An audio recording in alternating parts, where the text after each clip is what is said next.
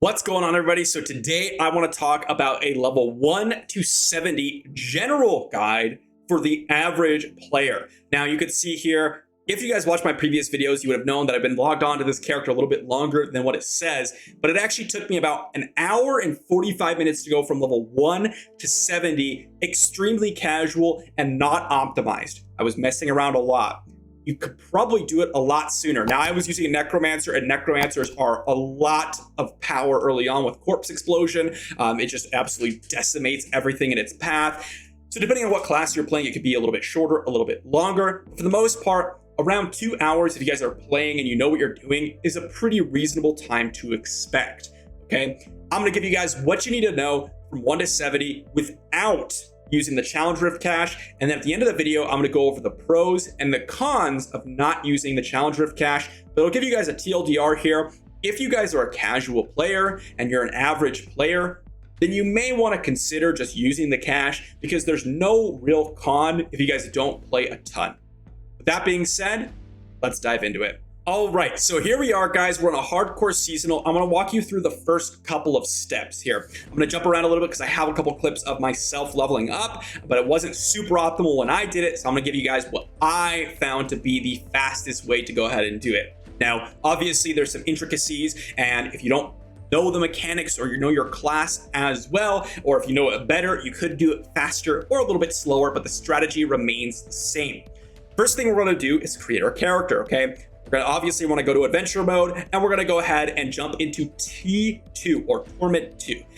Torment 2 is a pretty fine difficulty to run on, even if you are soft core.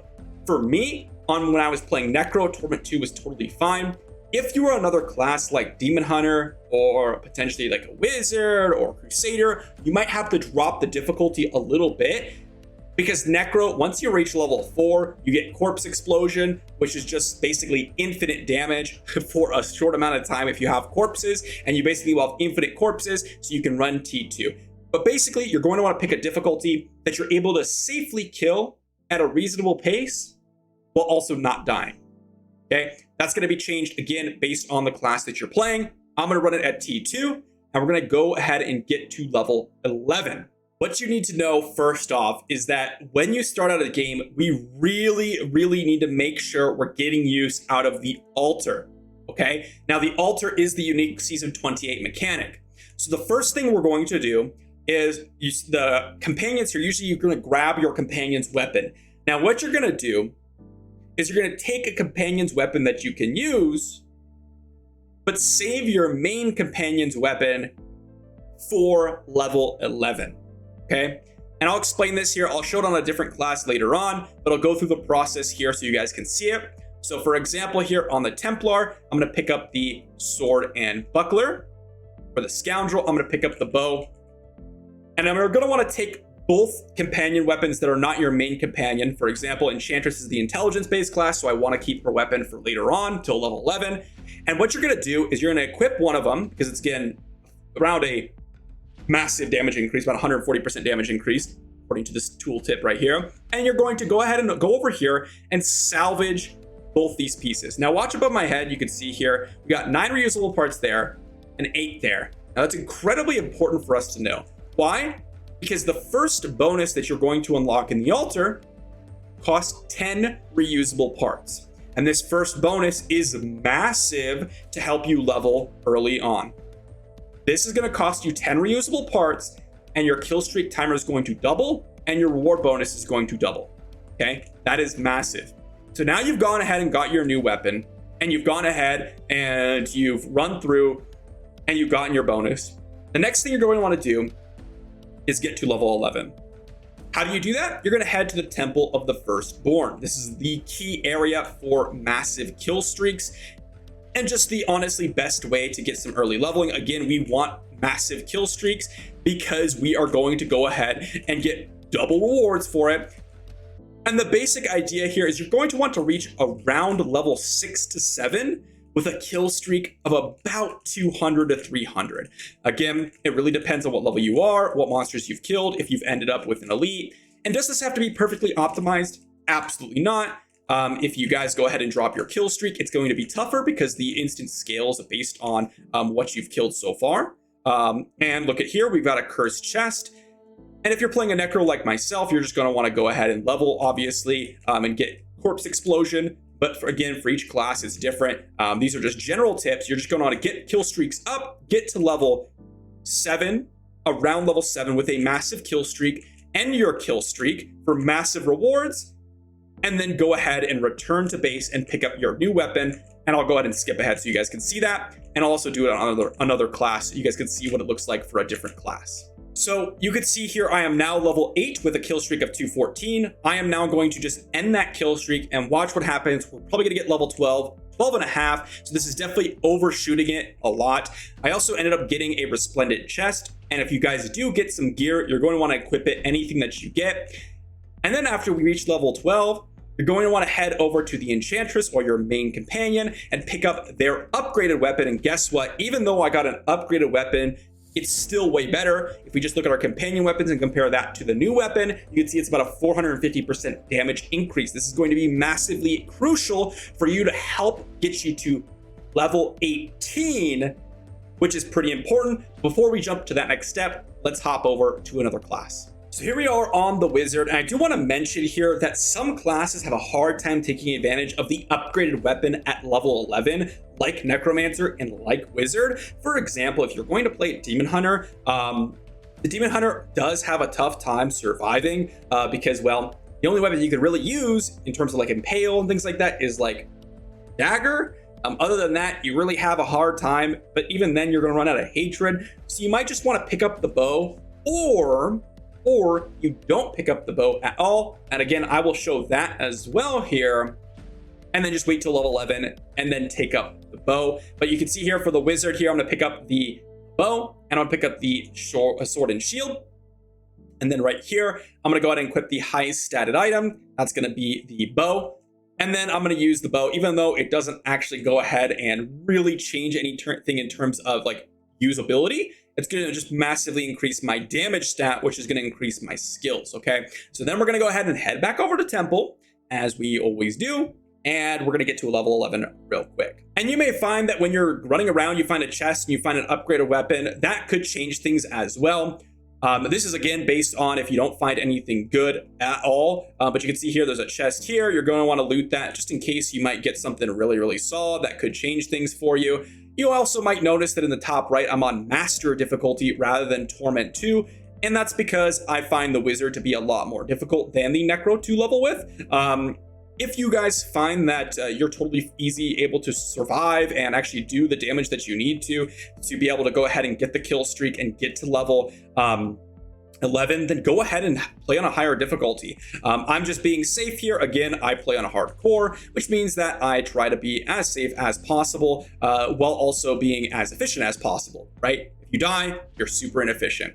That being said, I'm going to jump over to level 11 real quick here. So here we are at 400, almost 400 kill streak here on the Wizard. It is a lot tougher to go ahead and clear out all these creatures as the Wizard compared to the Necro, as I mentioned, which is why we're dropping the difficulty a little bit. But again, if you guys find any gear or anything on the ground, you really want to make sure you're picking that up. Also, be sure to go ahead and leverage your level ups. And what I mean by that is I'm going to show you guys, I'm going to just keep recording here and show you guys what happens when I actually reach this level up. Basically, as soon as we hit level 8, we should instantly hit level 11 because we're gonna expend our kill streak and be able to go ahead and just instantly level up. But when we level up, we're actually gonna do a big AoE damage hit around us, which is super important. But until then, we still have to keep kiting. It does take a little while, especially again, if you are playing something that's not Necro, because you don't have infinite corpse explosion, which is again, a really, really nice benefit. So I'll be right back, guys, and show you guys what I mean by this. So there you guys saw it. I know it was like a little bit hard to see, but I basically just went ahead and expended my kill streak. And when I leveled up, I did a big AoE burst. I'll try to go ahead and just play that for you guys right before I said this.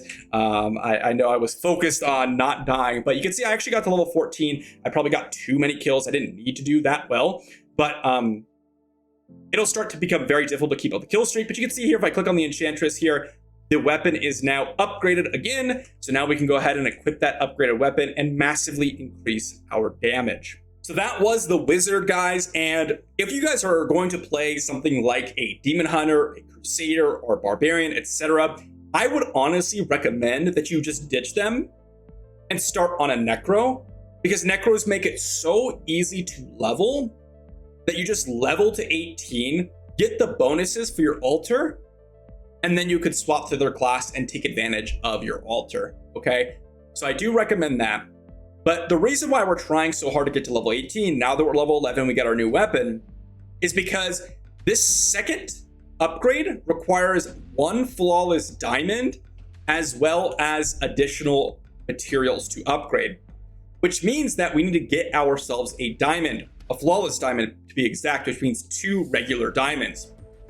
Okay, if we come over here to the artisan, we can see the crafting recipe for that. Well, I don't have the materials, so I can see it here. You can see flawless diamond requires 2 regular diamonds, and that's what we're gonna need.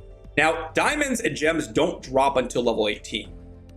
Now, at this point, if you guys have gotten a gem hoarder, everything changes, okay? The gem hoarder goblin could drop you 2 diamonds, and guess what? You can instantly get the no level requirement for any item and instantly go to the blacksmith. But again, as of the last part of this video, I'm gonna go over the pros and cons for that specific part of the game, which is, hey, you actually might not get a ton of value from not running the cache because you can't actually upgrade your blacksmith all the way. But before we get to that, we have to get to level 18 first. And guess what we're gonna do?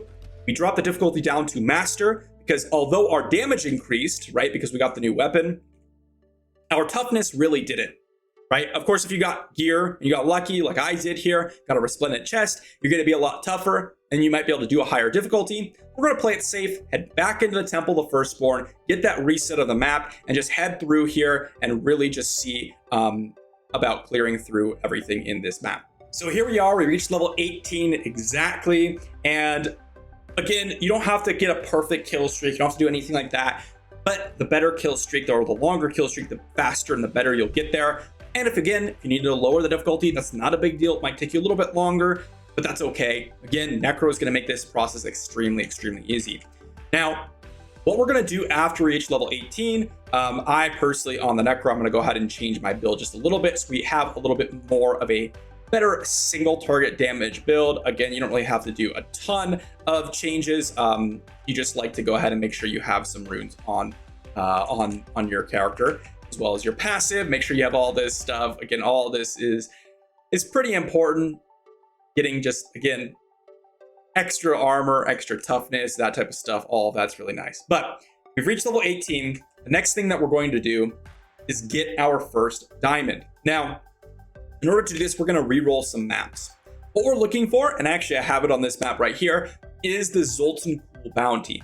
The reason for this is it's literally, you teleport there and you enter the portal and you fight the boss. That's it. You're done. Once you beat the boss, you're going to get the bounty chest, and that should drop you 5 gems. Usually one of those is a diamond, which means you need to do this twice. Okay. Now make sure that this bounty on Act 2 actually says bounty kill Zoltan Pool, otherwise it's not the one we're looking for. Again, the reason why we're doing this is because it's the easiest one to access very quickly and then kill the boss very quickly. Okay, now you can lower the difficulty on this. You can see actually this is quite tough, and maybe I made a mistake here going for this one because I might die, honestly, because it is quite tough to beat this boss. So lowering the difficulty is really not something that you should be worried about. And there you go, boom, see? Made a mistake. I should have lowered the difficulty. I even said that as I was entering. Definitely going to want to lower the difficulty to hard or even normal so you can kill this boss without difficulty. Let's redo that because that was a mistake. So here we are, we're level 18. I actually did get a cursed chest here, so we're gonna see what items we got. We're gonna go ahead and equip them as long as they're going to increase our toughness or damage. Then we're gonna go ahead and return to the town. Again, lower the difficulty. I made that mistake just a second ago. I actually forgot that I did lower the difficulty when I did this initially because I was worried about dying. And again, these bosses can really hurt So start a normal game. Not a difference, really. You're still going to get those normal gem drops on the normal difficulty. Again, if you can push a higher difficulty, it's always worth doing, as long as you don't die and you could beat it in a reasonable amount of time. But you'll see here, what I'm going to do is I'm actually going to go ahead and start a new game, open the map, go to Act 2, see if I find a bounty here. If it's Zoltan Cool, again, we're going to head over there. If it's not, we're going to remake the map and find it. I want to make a video on how to see the drop rate of this, because I believe it's around like 25-30% on each map to see a Zoltan Cool, and there you go. But I'm not 100% sure. Also, make sure that your build is somewhat going to help you in going through the fight with Zoltan Cool, because it can be a little tough. It really can. And if you're not prepared for it, like I wasn't just a second ago, you're really going to feel the pain. And you're going to be sad because you just wasted, I don't know, 7-8 minutes of your life. But we're going to head over here, fight Zoltan Cool, and see what we're able to drop. Now that we're on normal here, we're going to take a lot less damage here. I can just go ahead and tank these fireballs, and we're going to do a lot more damage here. See what happens if I tank a fireball. I don't get one shot, and that's of course the goal, because you don't want to get one shot when fighting Zoltan Cool. That would be really, really unfortunate. And heck, I seem to not just be able to stay alive at all today. But we're going to go ahead and kill off Zoltan Cool here. Now, when you kill him, he's going to drop some yellows, which is going to help you the next time you kill, right? Like I got a rare weapon here, got a shoulder piece, which is going to help me next time I fight him. But we're going to open this horde here, and you'll see what happens. Boom. You actually got 6 normal gems, and look at that. We got 3 diamonds first try, as well as some yellow pieces, and the yellow pieces are useful, so you're going to want to pick those up. And then now that we have the gems, we can teleport back to town. And this is where, if you guys want to play a different class, you can go ahead and swap to your new class. Because what you wanted to do is get those 2 normal gems and actually upgrade your altar so you can get the no level requirements. So now that we've gotten the no level requirements, what's next? Well, it's actually pretty straightforward. The level 18 to 70 process is all about managing your resources well, your gold well, and crafting your new weapons, okay? The way you get that altar bonus once again is by coming over here, crafting your flawless diamond in the artisan, okay? I already just did it. And you're gonna use this to upgrade your altar in Act 1. Head over to the blacksmith, and you're gonna upgrade your blacksmith as much as you possibly can. There's a few things to keep in mind. You cannot upgrade your blacksmith past rank 10, because you need Death's Breaths, and you don't get those till level 61. Or if you're on Torment difficulty, right, you can actually run bounties. Okay, this is where it gets a little bit interesting, okay? Because some people can actually run bounties and get Death's Breaths as long as you're able to run them on Torment 1 or higher. So if you're able to do that, you can actually run bounties and get Death's Breaths to increase your blacksmith level and actually get access to the cube, which would mean that you want access to the cube. So you're going to go for the cube. However, if you're a class that you find quite difficult to actually do that, you want to stick to master difficulty or lower, which is very, very common, then you're just going to head in a temple with your newly crafted best pieces that you can get. Again, we are locked behind a really heavy shortage of crafting materials and gold, and you're going to head straight over to temple. And where is that? That's again Act 2. It's going to be on the right hand side, Temple of the Firstborn. We're not doing bosses. We're not fighting elites and things like that if we can avoid it, unless it's with the kill streak, because kill streaks again are doubled, which means that they're exceptionally valuable, which is why bounties, although you can do it for Death's Breaths if you can do Torment 1, they're not particularly great for leveling you up extremely fast. So from 18 to 70, you're literally going to run in temple over and over again and stack up those 400 kill streaks, 500 kill streaks, 600 kill streaks, etc., as much as you possibly can. Again, you can take a detour for Runes of Sharon if you want to, but I actually recommend doing that at level 70, because you're not even going to have the resources to really take advantage of it until you reach level 70, because you don't have the Death's Breath to extract legendary items, etc. So with that being said, that's going to be the 18 to 70 process. And if I leave the game here, again, I've been walking around and talking a little bit for the past couple minutes, and I look at the time we've probably spent about 8 to 9 minutes reasonably getting to level 18 and getting our flawless diamond. on Necro. If I look at my level 70 Necro, again, it took me about an hour and 45 minutes to get to level 70. So the remaining process is about an hour and a half from 18 to 70. It's a grind for sure. And oftentimes you're probably going to be forced onto master difficulty, especially if you're later on. You're going to want to scale your difficulty as you scale up your level, because remember, you're level 18 with a level 70, or not necessarily level 70, but level like 40, level 50 weapon. But as you get closer to that level 50, your damage is going to be much lower, your toughness is going to be much lower, and you're going to get one shot. If you want to take a risk and you're softcore, go for it, right? You can die and there's not really that big of a deal. Hardcore, on the other hand, you really want to make sure you're playing it quite safe. And so I would suggest on a lower difficulty, and if you feel like it's too easy, you can maybe bump it up. Definitely, I would say start low, go high, because as you saw earlier, sometimes you don't expect the damage and you just die, like in that Zoltan fight. So now with all that being said, and now that we've gone over the initial process and the 1 to 70 guide, let's talk about the pros and the cons of this strategy. Now, for those of you that don't know, the reason why I have the pros and cons list is because we're talking about the Challenge Rift cache. When you start the game, you can actually run the Challenge Rift, get a bunch of crafting materials, bounty materials, death's breaths, gold, and all this great stuff that you can use to go ahead and progress your account extremely quickly, right? You can use that gold to buy vendor items from 1 to 18. Then immediately at 18, you can get your diamond and then craft a level 70 weapon, because you can immediately upgrade your blacksmith to level 12. And then if you happen to get a legendary item, you can actually run the cube run right after you get your level 70 weapon, get your cube, and then guess what? You can use that to go ahead and potentially extract legendary items as you're going through. Or you can actually gamble at level 14 to get a Leoric's Crown to double the effectiveness of your ruby that you're going to slot in your helmet if you have the option to. Those are all things that you can do in advantage to it, right? Which means that the big pro for this is that you're saving your Challenge Rift cache. Now, why does this matter?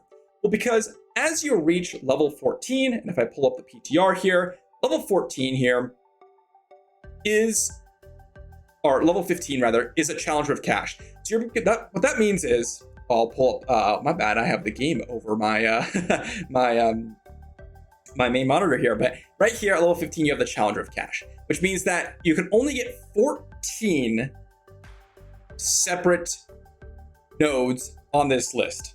But that's actually enough for the average player, because if you look at the following materials that you're going to need, well, you're going to need 250 Forgotten Souls, you're going to need 1400 Blood Shards to make these other upgrades, Ancient Hellfire Amulet, Never Ending Questions, which are all things that require a bit of time. And even before that, if you look, you need 30 bounty materials, you need a Flawless Royal Emerald, Flawless Royal Ruby, Ring of Royal Grandeur, you're going to need to get Reaper's Wraps, you're going to need to get all these different things, the Uber Bosses and things like that. All these different things you're going to need to acquire. But guess what? You need to acquire this within a couple of days. I believe you get the Challenge Rift cache on Monday, if I'm not mistaken. And that means that if it starts on Friday, you have Friday, Saturday, Sunday. And if you don't get it all the way to 15 by then, there really is no reason to save your Challenge Rift cache. So the main pro is that you could potentially get more progression done if you're a hardcore grinder. But to be honest, it's a light pro. The cons are much higher. The main con is that your leveling experience is going to be much more difficult. You're not really going to have the Challenge Rift cache to accelerate your everything in the game, even after you hit level 70. And you're just going to have an overall harder time.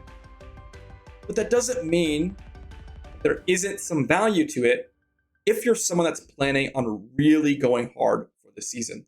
And I also want to mention, there might be another pro to this. And that is, if you're playing with a group, there isn't a big con. And the reason for that is you can have one person pick up the cache and use it. They can level up, they can craft you gear, and you can use that gear. And you don't have to necessarily have your Challenge Rift cache and your blacksmith upgraded. And all you need to do is get to level 18, same as you used to do. So, depending on you, if you play in a group, what strategy you might go for, there isn't a whole lot of cons for saving your Challenge Rift cache. But again, there's no point to saving it if you actually are not going to grind enough. So that's the important part about it. So tomorrow, I'm going to go over 1 to 70 with a challenge with cash, because I think that's more applicable to the most people. But that being said, I did do it without a cache, and I will say it wasn't that bad, but it's certainly easier with a cache. Way faster. The 1 through 18 remains relatively the same. Thanks for watching, everyone. If you guys enjoyed the video, be sure to sub, like this video. I'll see you all tomorrow.